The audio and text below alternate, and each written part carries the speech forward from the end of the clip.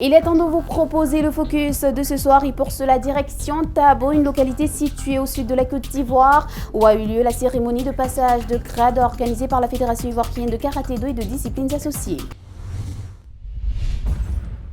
Il est désormais ceinture noire, 3e dan de karaté Shotokan. Le samedi 16 avril, à la salle de cinéma de la ville de Tabo, le ministre de la Culture, Maurice Bandama, l'un des candidats à ce passage de grade organisé par la Fédération ivoirienne de karaté-do et de disciplines associées, a reçu sa promotion après bien d'autres promus. Le président de la FIGDA s'était déplacé avec une délégation comprenant les grands maîtres de la discipline, au nombre desquels on pouvait compter Maître Sanogo, le précurseur du Shotokan en Côte d'Ivoire, l'ambassadeur Patrice Tano et Maître Koulibaly Panan. C'est devant ce jury, composé d'éminents initiés du Shotokan, que le ministre Maurice Bandama, pratiquant depuis 2006 seulement, a subi les épreuves de kata et de self-défense qui lui ont été imposées.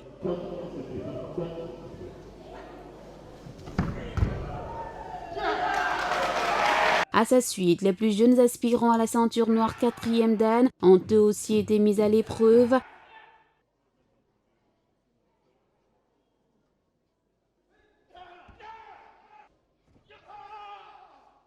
En attendant le verdict final, Maître Zozo Tapé et Maître Anno Patrice ont gratifié l'assistance de démonstration qui certainement le convaincra d'adopter la pratique du karaté Shotokan, bénéfique en tout point pour les pratiquants.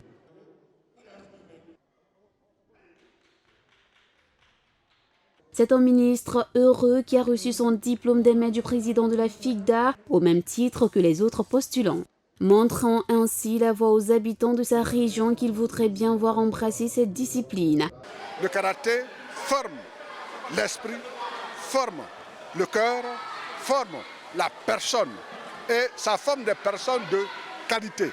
Et c'est pour cela que j'invite les Ivoiriens à pratiquer ce art, les arts martiaux.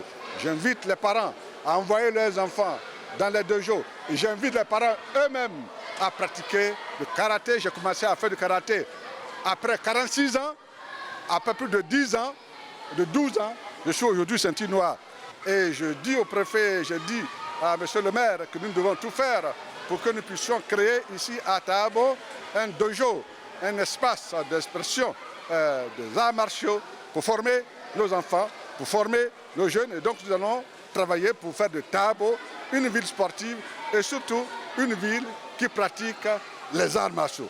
On reviendra retrouver le karaté en plein essor d'ici quelques années dans la ville de Tabo, où l'on retiendra que c'est le ministre Bandama Maurice qui en est l'un des promoteurs les plus acharnés.